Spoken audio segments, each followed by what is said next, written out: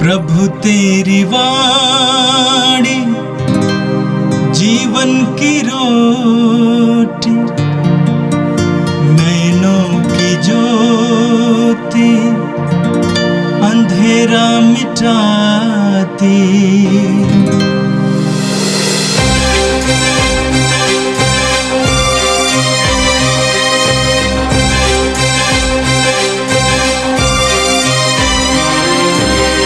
प्रभु तेरी वाणी जीवन की रोटी, नैनों की ज्योति अंधेरा मिटाती।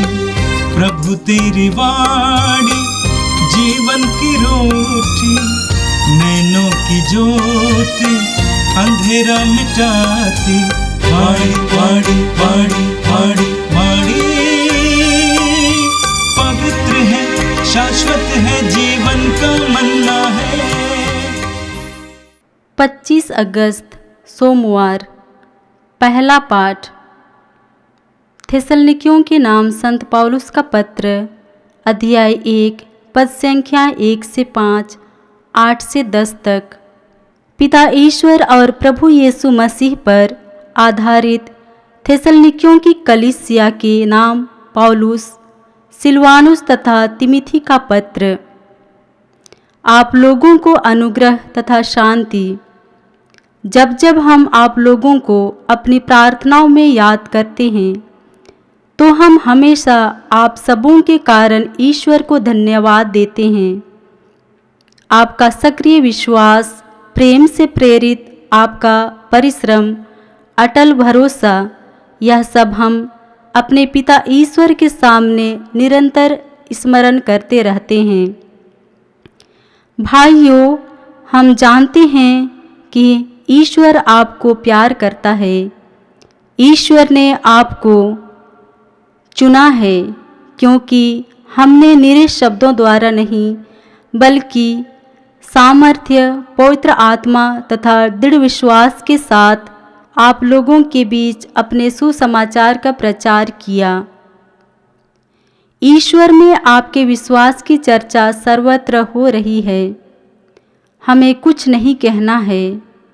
लोग स्वयं हमें बताते हैं कि आपके यहाँ हमारा कैसा स्वागत हुआ और आप किस प्रकार देव मूर्तियाँ छोड़कर ईश्वर की ओर अभिमुख हुए, जिससे आप सच्चे तथा जीवंत ईश्वर के सेवक बन जाएं और उसके पुत्र यीशु की प्रतीक्षा करें, जिन्हें ईश्वर ने मृतकों में से जिलाया।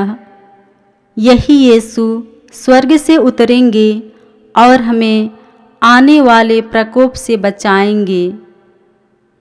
यह प्रभु की वाणी। संत मत्ती के अनुसार पवित्र सुसमाचार अध्याय 23 वाक्य 13 से 22 तक। यीशु ने कहा, ढोंगी शास्त्रियों और फरीसियों, धिक्कार तुम लोगों को! तुम मनुष्यों के लिए स्वर्ग का राज्य बंद कर देते हो। तुम स्वयं प्रवेश नहीं करते और जो प्रवेश करना चाहते हैं उन्हें रोक देते हो।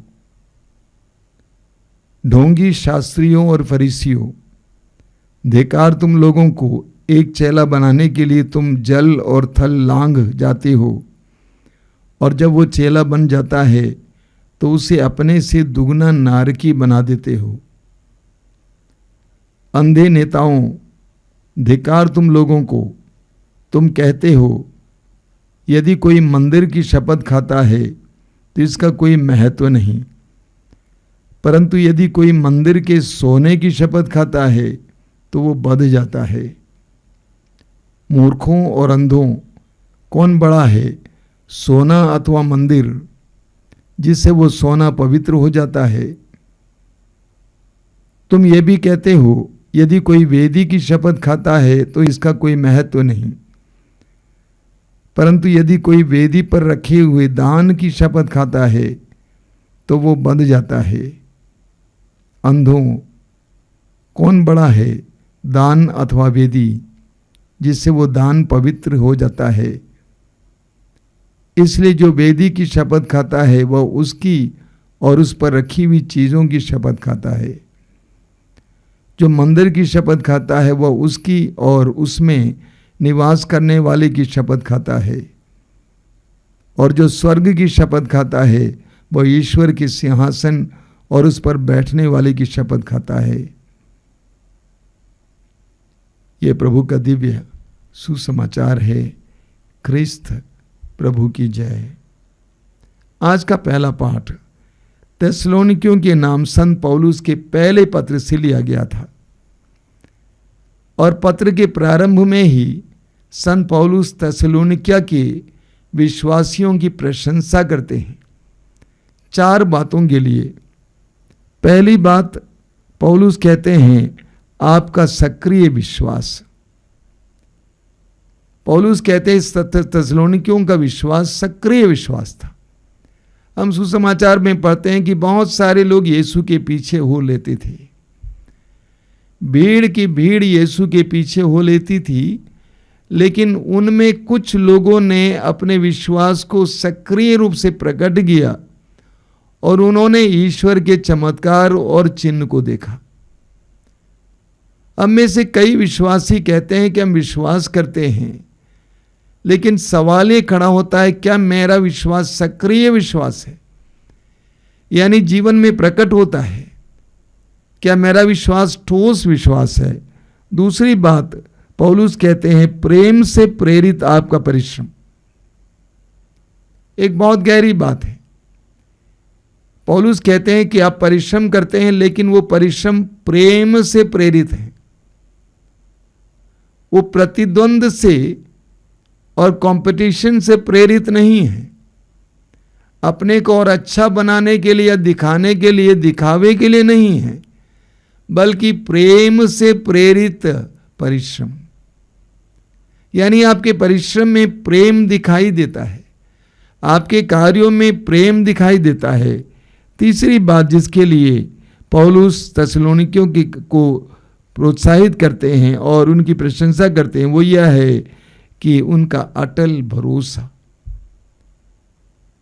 वहां की कलीसिया के लोगों ने ईश्वर पर, विशेष करके यीशु पर अटल भरोसा रखा। मैंने देखा कि बहुत सारे विश्वासियों के जीवन में भरोसे की कमी है। जब विश्वास पक जाता है तो वो भरोसा बन जाता है। एक अटूट विश्वास, एक भरोसा कि ये विश्वास योग्य है, ये सत्य प्रतिज्ञ है, ये बात को नहीं बदलेंगे। एक ऐसा भरोसा उनके अंदर था। चौथी बात जिसके लिए संत पौलुस उनकी प्रशंसा करते हैं, वो यह है कि उन्होंने जीवित ईश्वर पर विश्वास किया। अन्य देवी देवताओं और अन्य प्रकार के विश्वासों को त्याग कर, अंधविश्वास को त्याग कर सच्चे और जीवित ईश्वर पर विश्वास किया। मेरे प्रिय भाई और बहनों, पौलुस थिस्सलुनीकी की कलीसिया को प्रोत्साहित करते हैं, उनकी प्रशंसा करते हैं। आज प्रभु हमसे भी कहते हैं कि हमारा भी विश्वास और भरोसा थिस्सलुनीकी की कलीसिया की तरह हो। हमारा भी परिश्रम प्रेम से प्रेरित हो। हम भी सच्चे और जीवित ईश्वर पर विश्वास करें। हमारा भी विश्वास सक्रिय विश्वास हो, जो जीवन में प्रकट किया जाता है, जो जीवन में एक एक बात में प्रकट किया जाता है। हम इसके लिए विशेष प्रार्थना करेंगे। और आज का सुसमाचार संत मत्ती के सुसमाचार की अध्याय 23 से लिया गया था। आज के सुसमाचार में आपने सुना कि प्रभु यीशु अपने समय के धर्म गुरुओं को लताड़ते हैं। प्रभु ने उनसे कहा, ढोंगी शास्त्रियों और फरीसियों, धिक्कार तुम लोगों को, तुम मनुष्यों के लिए स्वर्ग का राज्य बंद कर देते हो।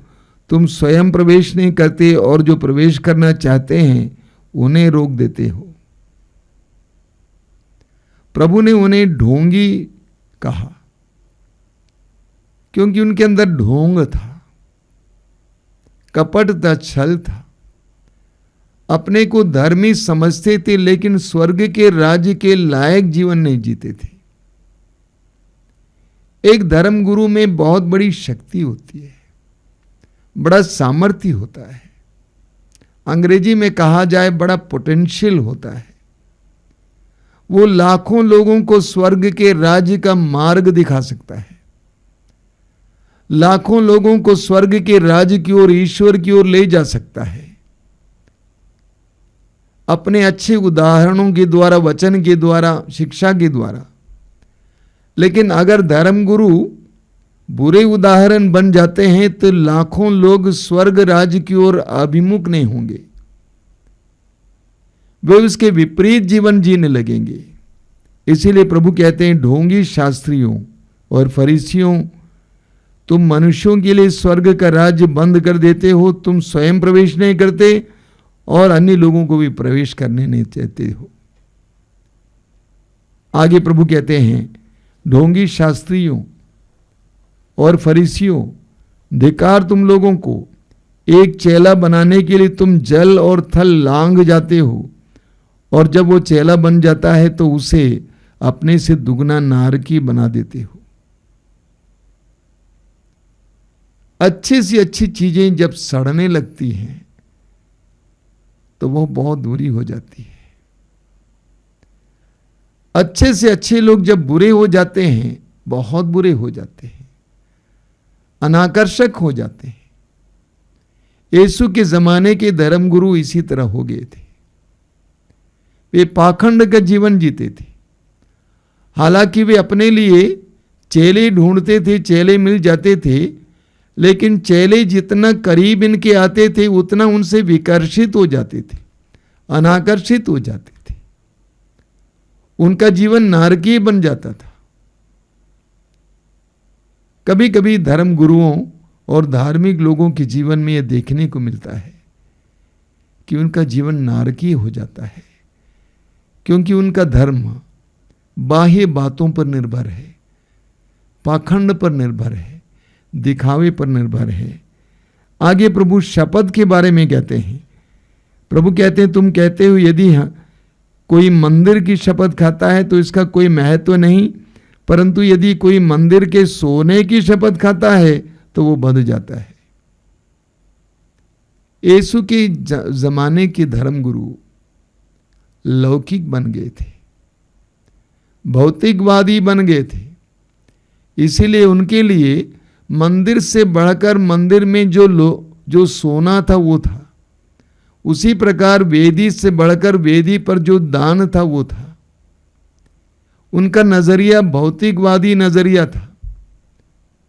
वे सांसारिक बन गए थे। एक बात का ख्याल करना अनिवार्य है, धर्मगुरुओं को अपने आप को ईश्वर से जोड़ना है, संसार से कम, ईश्वर से ज्यादा।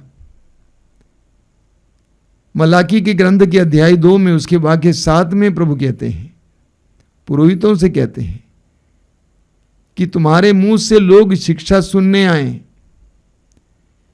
लोग तुमसे शिक्षा का आग्रह करते हैं, उसकी इच्छा करते हैं, क्योंकि तुम ईश्वर के संदेशवाहक हो। धर्मगुरुओं की भूमिका एक अलग भूमिका है। लोगों को ईश्वर का वचन सुनाना, ईश्वर की शिक्षा सुनाना, लोगों को ईश्वर की ओर आकृष्ट करना, लोगों के अंदर ईश्वर के प्रति श्रद्धा और भय उत्पन्न करना। लेकिन अगर धर्मगुरु ही सांसारिक बन जाएं, तो वे संसार की दृष्टि से हर बात को देखने लगेंगे। प्रभु यीशु आज हम सभी को आह्वान करते हैं कि हम वास्तविक धार्मिकता को अपनावें, हम पाखंडी ना बने, हम अपनी आध्यात्मिकता को और गहरा बनाएं, हम अपनी आध्यात्मिकता को गहरा बनाएं और संसार से अलग करें। हम प्रभु के प्रेम की गहराई में उतरें, सच्चाई की गहराई में उतरें। आइए हम प्रार्थना करें। विशेष करके आज हम धर्मगुरुओं के लिए प्रार्थना करेंगे कि वे ईश्वर की दृष्टि में प्रिय बने, वे अपनी आंखों के सामने ईश्वर को रखें, वे संसार से बचे रहें। प्रभु यीशु ने स्वयं अपने शिष्यों के लिए प्रार्थना की कि पिता इन्हें बुराई से बचाए रख। प्रभु यीशु हम प्रार्थना करते हैं, हम सभी को बुराई से बचाए रख। हमें सांसारिकता से आध्यात्मिकता की ओर ले चल, जो टिकने वाला है उसकी ओर ले चल। हमारी आध्यात्मिकता को गहरा कर यीशु, पाखंड और छल से हमें बचा के रख। ये प्रभु यीशु इन वचनों को सुनने वाले मेरे भाई बहनों को आशीर्वाद देना। वे जहां कहीं भी होने इस समय तेरा संरक्षण देना। हमारी इस प्रार्थना को सुन, आमीन। प्रभु तेरी वाणी जीवन की रोटी, नैनों की ज्योति अंधेरा मिटाती। वाणी वाणी वाणी वाणी वाणी